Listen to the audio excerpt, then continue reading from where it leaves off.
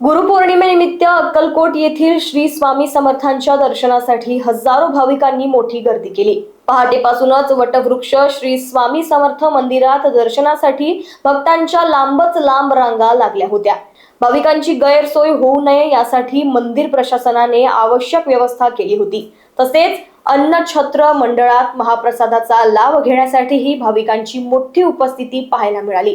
गुरुपौर्णिमेच्या पावन पर्वानिमित्त अक्कलकोट नगरीत भक्तिमय वातावरण निर्माण झाले। नमस्कार, श्री स्वामी समर्थ। आपल्याला सर्वांना माहीतच आहे, लाखो भक्तांचं श्रद्धास्थान असलेलं श्री वटवृक्ष स्वामींचं हे मंदिर आहे आणि आज गुरुपौर्णिमेचा उत्सव असल्यामुळं या ठिकाणी गुरु ब्रह्मांडाचे नायक श्री स्वामी समर्थांचं स्थान असल्यामुळं या ठिकाणी हजारो लाखो स्वामी भक्त या ठिकाणी दर्शन घेण्यासाठी येत असतात।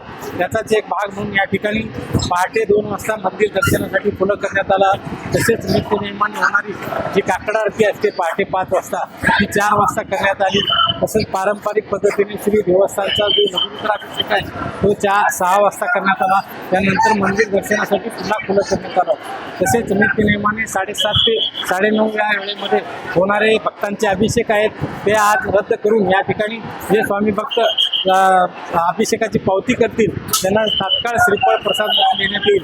तसेच 12 ते 3 या वेळेमध्ये देवस्थानच्या मैत्री गाणगापूर भक्त निवास येथील भोजन कक्ष हॉलमध्ये आलेल्या सर्व स्वामी भक्तांना भोजन प्रसादाची सोय करण्यात आलेली आहे।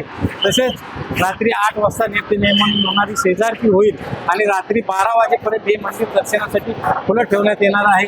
या प्रसंगी 24 तासापैकी 22 तास हे मंदिर दर्शनासाठी खुलं करण्यात येणार असून या ठिकाणी येण्यासाठी एक मार्ग, जाण्यासाठी एक मार्ग, तसेच पुरुषांसाठी स्वतंत्र व्यवस्था, स्त्रियांसाठी स्वतंत्र व्यवस्था, पावसासाठी पत्र्याचं शेड मारण्यात आलेलं आहे, ठिकठिकाणी शामियाना उभारण्यात आलेला आहे, पाण्याची सोय करण्यात आलेली आहे ठिकठिकाणी।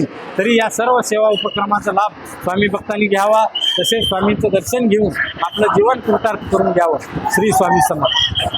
Bureau report, Lokvahini media, Solapur.